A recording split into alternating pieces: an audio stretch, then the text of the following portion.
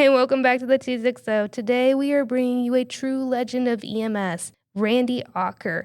With over 40 years of EMS experience, Randy's journey started back in 1970s at St. Joe Township. From a first aid class to EMT to advanced EMT to paramedic and flight medic and eventually the EMS director of TRAA, he's seen it all. Now he is semi-retired, still working part-time at West Central. Randy shares a story about how EMS has changed throughout the decades. So stick around, you won't want to miss this one.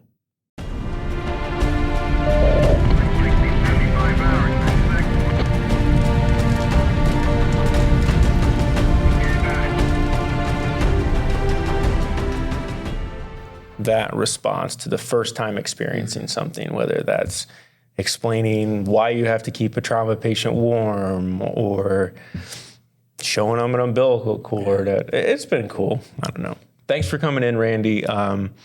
You mind just saying your name and who you are, where you're coming from, and we'll just get into it. Randy Auker. Randy Auker. My career is kind of vast and rangeful, if you will. I graduated high school in 71, and that summer I took a first aid class. Where'd you go to school? Snyder High School. Snyder, okay. Got to represent. From the Panthers, yeah. And so I took a first aid class, and the instructor, his name was Al Govan. Consequential at that point. I'll get back to that in a little while, but I had jobs that I did during the summer, county line cheese, working in the pre-pack department, running the forklifts and stuff. And then my dad, who was a foreman at Zalna Corporation, pouring aluminum for making pistons, specialty pistons. He got my brother in and then got me in full time. And of course, they had a pension with that. Yeah. So I worked that for about 3.5 years or so, and also volunteering at the St. Joe Township Fire Department. I'd been there for about a year or so. We had first aid classes, and we had the EMTs at the fire department. And as a recruit, I thought, okay, I'm going to get into an EMT class. So were you, was EMR a thing then, or? No. Just first aid certified kind of? Well, it was run by the funeral homes for EMS for a number of years. And they were getting out of the business because the state of Indiana, the EMS Commission, if you will, was mandating certification processes for ambulances, specifying that you have to have certain types of equipment with quantity and that sort of thing, and certifying to the whole state of Indiana for EMS. So the ambulances had to have credentials, and likewise, they wanted to make sure that at least you were an EMT, one EMT, and it had to be maybe a first responder driving for you at the time. It didn't have to be 2 EMTs at the time. And that soon came to be to where you had to have at least 2 EMTs in the ambulance. But nonetheless, Fort Wayne EMS had been started, and I had heard about them, didn't know much about it, but there was another character that you will probably know, Larry Fisher, who was on the Fort Wayne Fire Department, but he started at St. Joe Township as a volunteer. And so I got to meet him and got to be friends with him a little bit, and that kind of sparked my interest. And then one of my friends at St. Joe Township, she said, I'm going to be interviewing for Fort Wayne EMS. And I said, oh, you are? Tell me about it. So she did, and I thought, I'm going to put my interview or my resume in and see what happens with an application. And so I did. I got the job over her. That's awkward. It worked out fine. She was the next one to be hired after me, though. But so she had a pretty good career at Fort Wayne EMS as well. But it was a basic service when we first started. We had van ambulances. It was an ambulance, and we were thrilled to do so. And of course, what also got me into it was watching the show with Johnny and Roy with the emergency. And I thought that might be something interesting to think about doing. It was also kind of a passion, to be able to do something for people. And being brought up in a church and what am I going to do with my life sort of thing that has purpose and meaning, and that seemed to be my niche. So I got into it. started working, and we were all EMTs. And in the country, they were starting paramedic programs.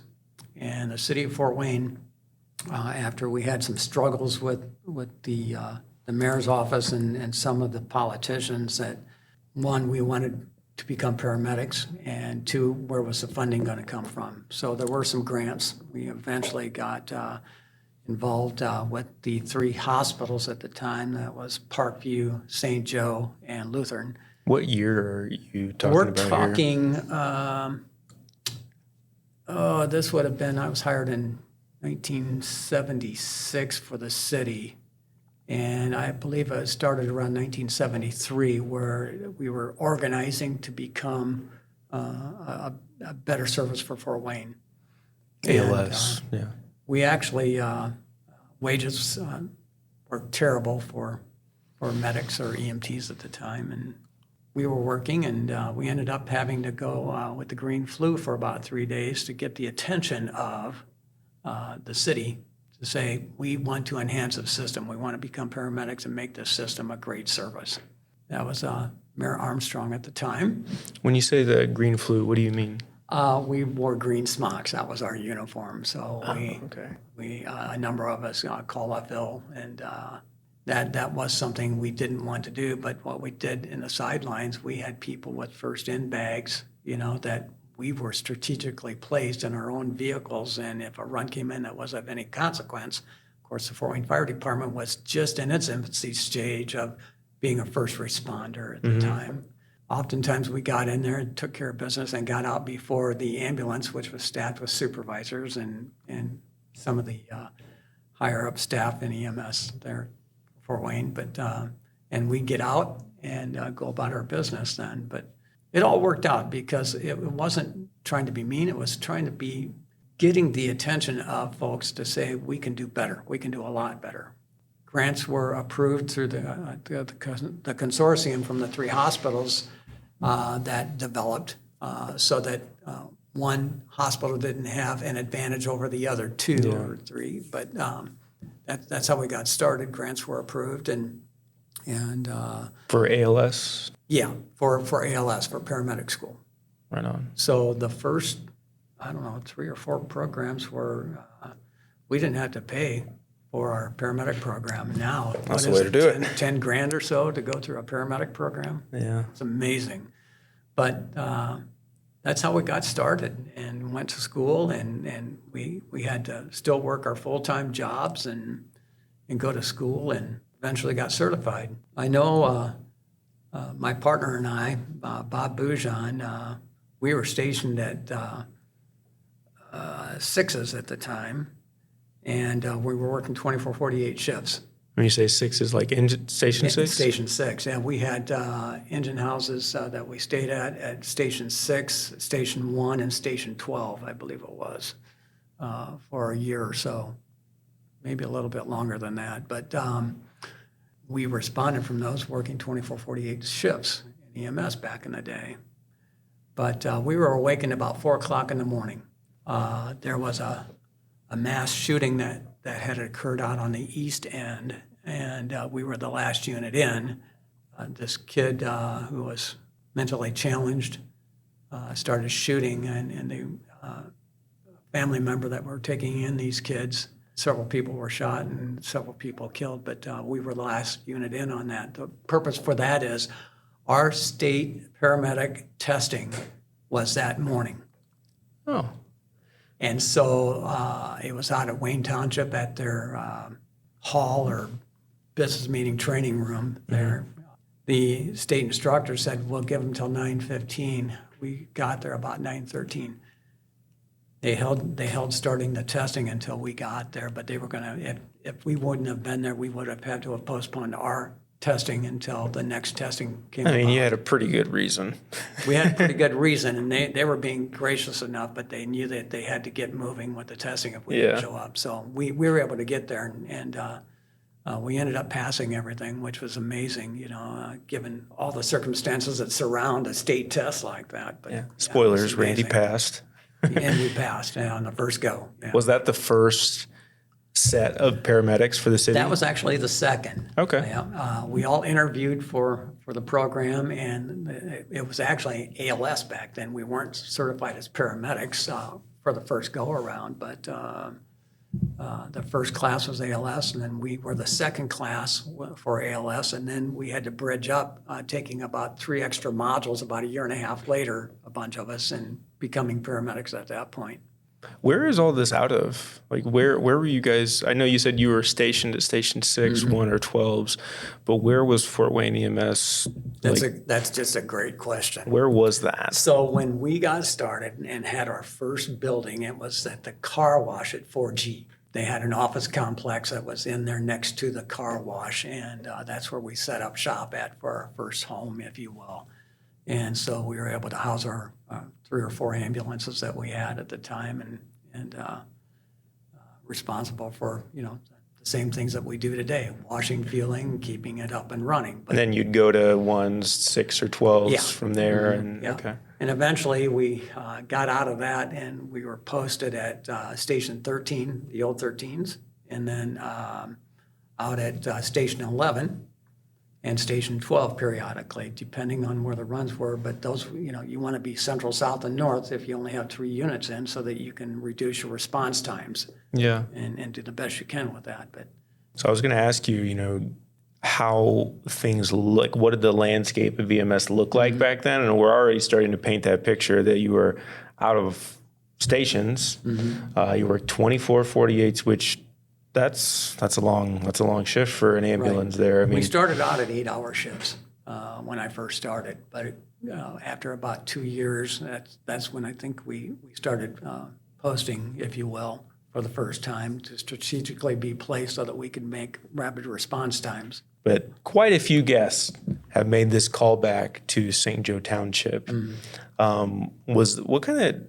What role did they have in this? Because it seems like they were almost like a hub for people to come through and gain experience, or like a stepping stone, or I don't know what the word would be, but it seems like they're crucial in Fort Wayne EMS development in some way, shape, or form. We were all about training.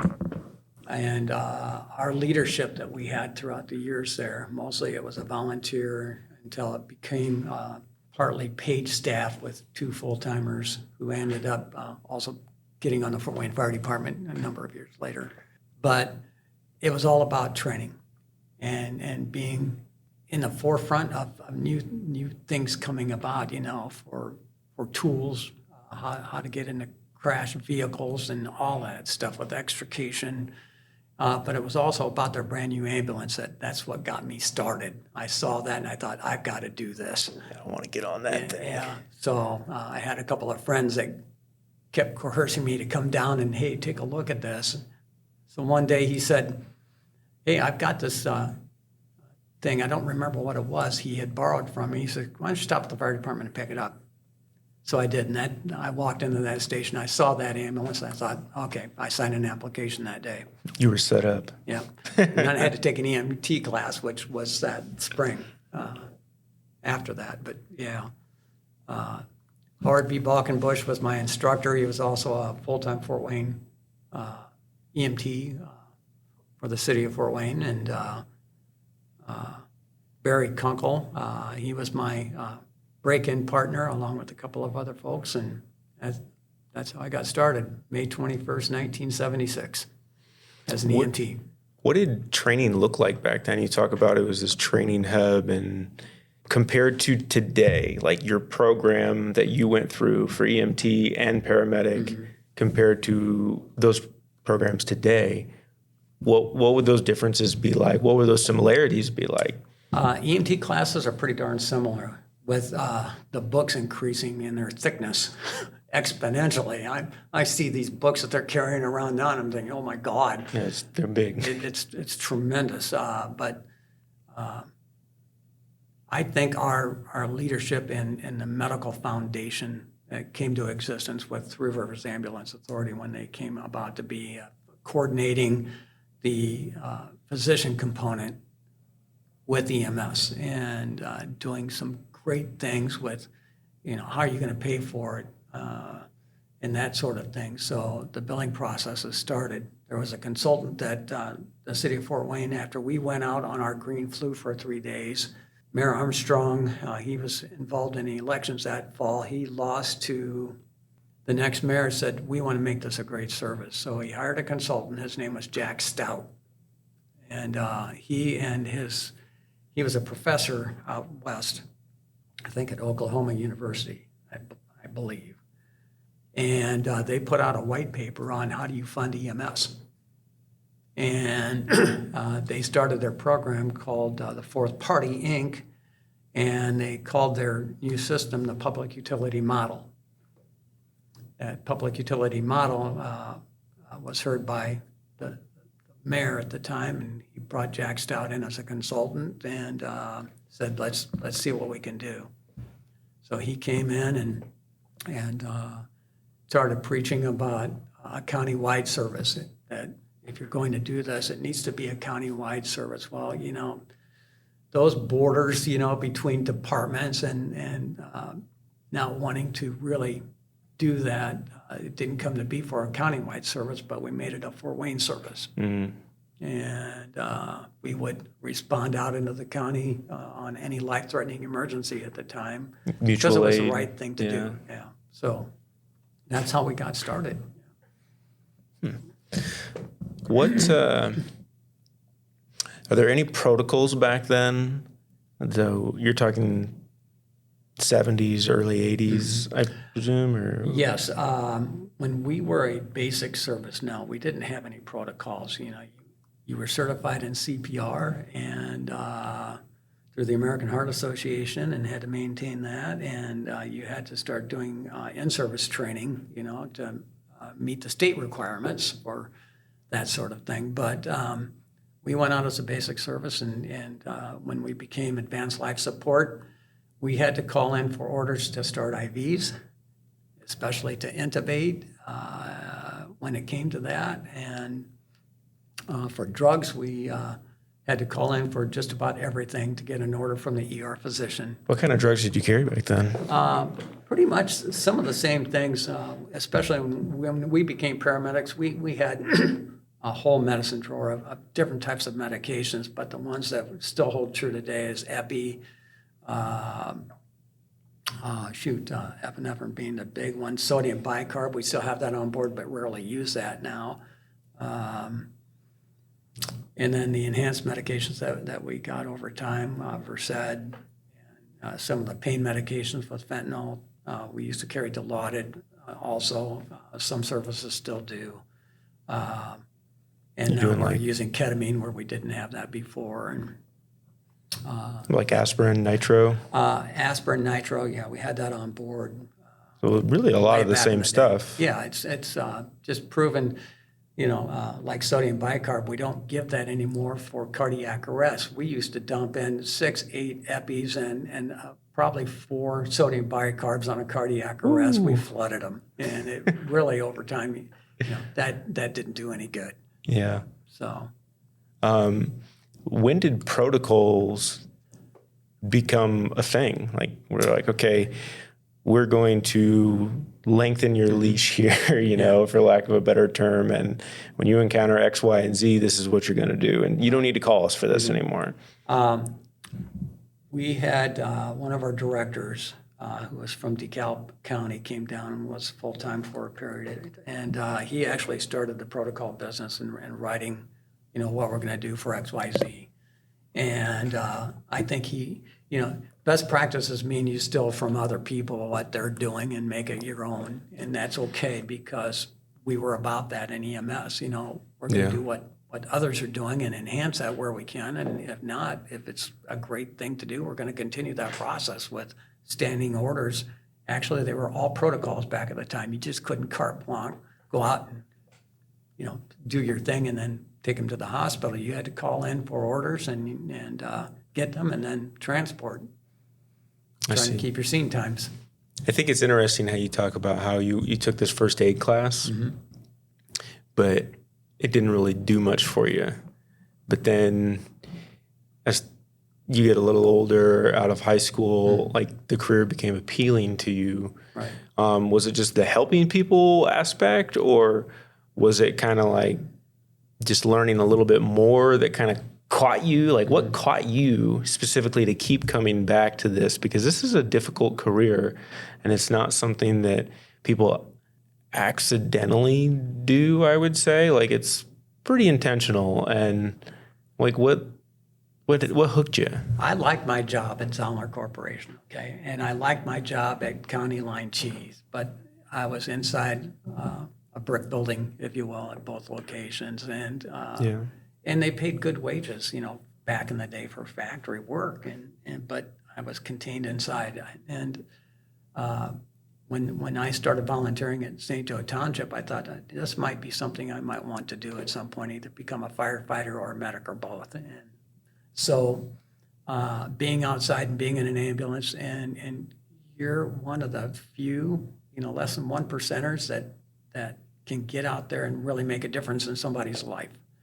And with my upbringing in the church, I thought, you know what, I'm being compelled to do this. And it was fun. It was fun. I liked doing that. Yeah. And being outside and taking care of people. And, we're going in there at their worst hour and trying to make sense out of madness. And that intrigued me. Why? I don't know. I guess I'm geared a little bit differently in the brain there, but it was a passion that has continued for over 40 years. And it's just knowing how to communicate well with your patients and their family members or friends, because it's their worst day of their life. When they see something like that, if it's a relative or a family member or even a friend, they don't know what to do. But that 911 call, they're going to get help coming that do. And there we are. And we do our level best to get them taken care of quickly, stabilize where we can, and get them moving into the hospital ER. For those listening, and if you're in a position where you're weighing your options with a career or life or whatever that is, I guarantee you, if you get your EMT and get on an ambulance, you will have some fun and it will be exciting. Whether you continue for 40 years like Randy or, just a year or 2 or 3, it will be one of the most valuable experiences of your life, and you will learn a tremendous amount, and I don't think you'd regret it. No, and so I stayed with TRAA for a long, long time.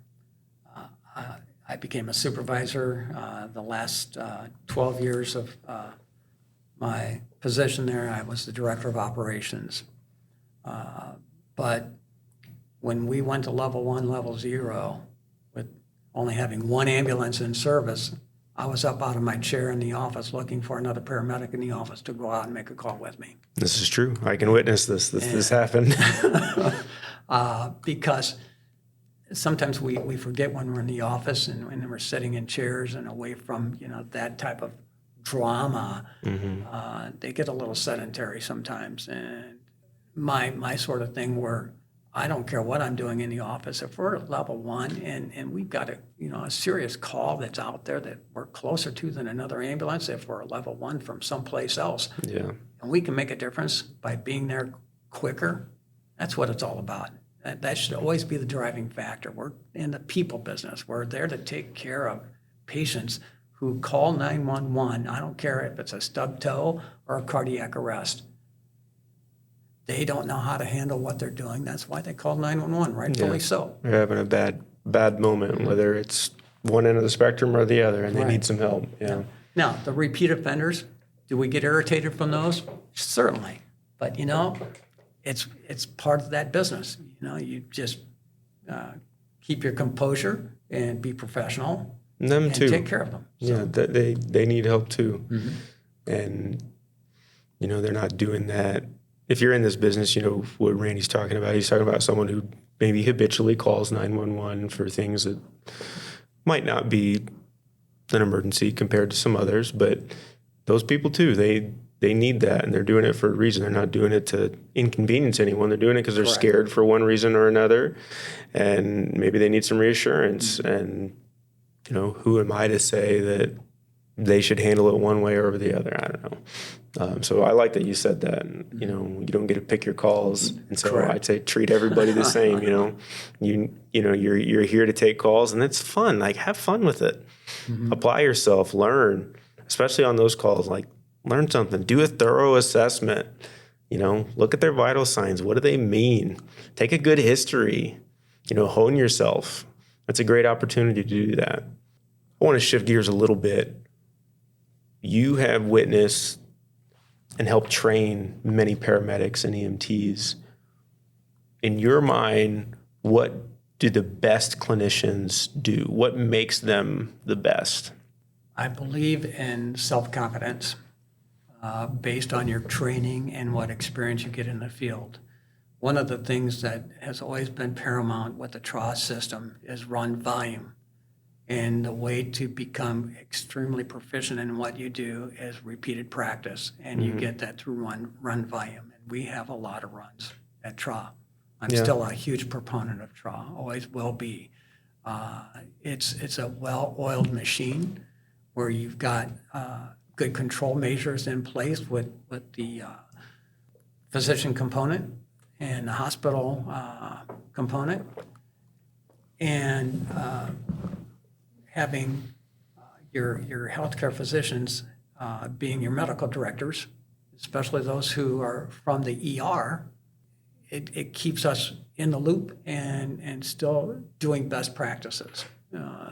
And that's what it's all about too. It's making sure that you've got people being educated, continuing educated. As a paramedic, our training criteria and recertification processes are tremendous and a lot of work, but it keeps us up to speed on doing the best healthcare out there that we can in the pre-hospital care setting. Yeah, it's useful. It's not just, whenever I go through my research, I'm never like, oh, well, that was pointless. I was like, no, I'm really glad I did that. That was functional. Right. Yeah, there's a reason we do all that. Right.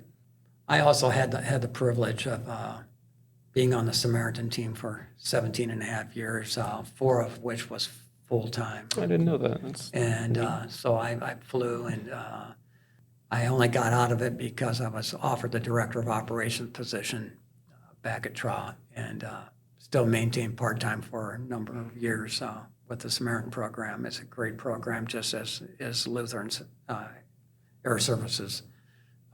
It's a specialty type of team where you go out and pick up critical patients, either at scenes or from hospital base, going to a higher level of care hospital.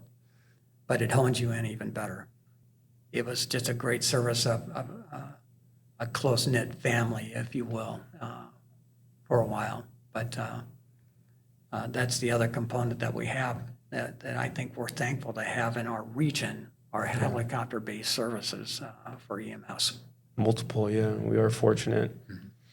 And I think sometimes we get so caught up in maybe what's not ideal that we don't realize some of the great resources we have, and we need to take stock of those on a regular basis and appreciate them, that being one of them. Yep, absolutely. Yeah. What would you tell a struggling medic to help them, if you could? If you saw someone struggling, whether they were aware of it or you just saw it from 1,000 miles away because you'd been there, what would you say or do for them? I would say on bad calls where we see some of the most horrific scenes over time. And if you're struggling, reach out first and foremost to your partner. Talk to them. Converse with them. Get with your supervisor. Get with a clergy member. Anyone that you can air your grievance. If you're struggling with that particular call, talk about it. Holding it inside is no good. Has that been something that you've ever done? Oh, yeah. Yeah. I have a different approach, and when people ask me, I also work at a West Central Fire District part-time still, and they say, what do you do? And I said, my mind is focused not on dilemma about the previous run so much, because I got to be ready for the next call, and I offer that to them as well.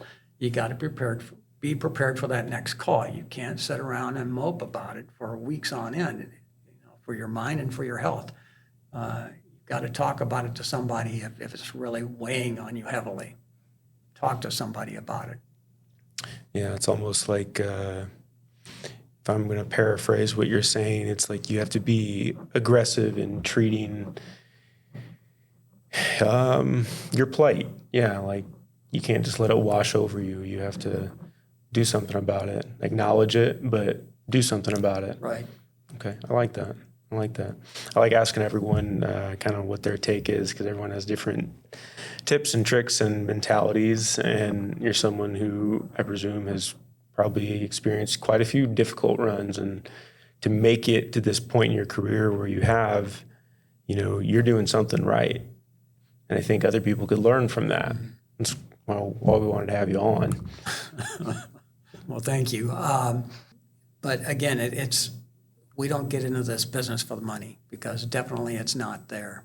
Yeah. But if you want to, for your own self, do something that's noble, that's right, that's just, and taking care of people, EMS is the way to go. Firefighting is the way to go. Police officers. I was a reserve police officer for about 10 minutes of my career. Of course you were. And I learned an awful lot going through the academy for the reserves, and thinking, boy, I thought I knew a lot about EMS. And then you get into the police end of it for a short term, and you think, my gosh, we have so many intelligent police officers, firefighters, and medics that are out there. It's just amazing. And that this city is equipped well. And then to broaden that horizon, when you get out into other counties and you look at their paramedic services, and we just have such a great, tremendous amount of of knowledge, and being able to take care of people, and it's just a well-oiled machine. It really is. Yeah. I can remember back in the day when I first started, okay, the firefighters, that was the old regiment, and it's not their fault in not wanting, they were born and trained to be firefighters and not first responders in EMS, and that niche got in there, especially on cardiac arrest. We needed somebody to help to do compressions and to lift those patients up on to cots and get them in the back of the ambulance so we can transport. But it was a struggle for them, and a struggle for us too, because we had to educate at the same time. We're saying, okay, your compressions had to be a little bit harder on the chest, on the sternum, not on the belly, that sort of thing. But over time, man, firefighters and first responders for EMS, it's just a great thing to have. I think in general, not even just with firefighters or police officers, but anyone, I think people want to help. Mm-hmm. And so when you equip them with knowledge, they're willing to apply it, especially when you can keep it very simple. And I think it's just the things we take for granted now, where it's like, okay, CPR is more commonplace. There's classes that are mandatory for a lot of employment, and it's just not uncommon to get that training. But what you're talking about is something completely different. You're almost forging this path where, you're working hand in hand, side by side, in roles that are new. Correct. And so that had to be a trip. That had to be a challenge, especially when emotions are high due to the circumstances around the run. And that would be challenging, I'm sure. And fun at the same time. Yeah. You were literally carving a path. I've always been a promoter of, you've got to have fun in your job, or find something that you can that is fun for you. It's one of the more heartbreaking things that you'll see in your life, because we see the good and certainly the bad and the ugly when we get out there for traumas or for medical runs where your loved ones, are in cardiac arrest, and there's nothing that the family knows how to do or what to do until we get there and take over. It's the worst day of their life. And we have that niche, and when we get to a call and there's no resuscitation that we can do because they've been deceased for a period of time, we kind of offer those condolences and get the family started in a way to start dealing with that. And one of the things is, there are certain things that we have to do, as you are well aware of on the fire side of it. We've got to potentially get the coroner's office involved. We have to get their family physicians involved, so if we can get a death certificate signed. And this offers step-by-step things that the family can deal with. And those little things make, I think, a big difference to those families who are grieving so badly, for a sudden death, like what we see at scenes. And I think our crews do that in EMS very, very well. Oh, yeah, they do. And they likewise work with the together. fire department. I've seen exponential growth, over the last 40 years, what firefighters do now to help us with that. Yeah, I agree. Well, Mr. Auker, I appreciate your time. Mm-hmm. Is there anything else that you feel you'd like to share about your experience in EMS? Oh, gosh. I've seen an awful lot over the years. And to think how we as an organization in EMS with firefighters, I include them with that now, didn't used to like doing that. And I thought, firefighters do firefighter business, EMS will do EMS business, and don't get into our path. But, it's not good medicine, if you will, to exclude those folks who can help and do tremendous amount of good. Mm-hmm. So, yeah, I think we're a team effort. Especially in dire circumstances like some that, they're going to respond to, whether it be fire or EMS, you need all the help you can get. And so it'd be foolish to turn that away for whatever reason, right. But yeah, we are all in this together. That's kind of the purpose of this podcast, honestly, is just to remind everyone of that we are much more alike than we are different. And we are all cut from a similar cloth, and that cloth might be made into different things, but we all are cut from the same cloth, and we're all here to help and do good and make our communities safer and healthier. And that's kind of my spiel on that. But we are all here for the same reasons. We are. Yeah, certainly. Well, I appreciate it, Randy. Thank you for having me. For those who are listening, please just remember to leave it better than you found it.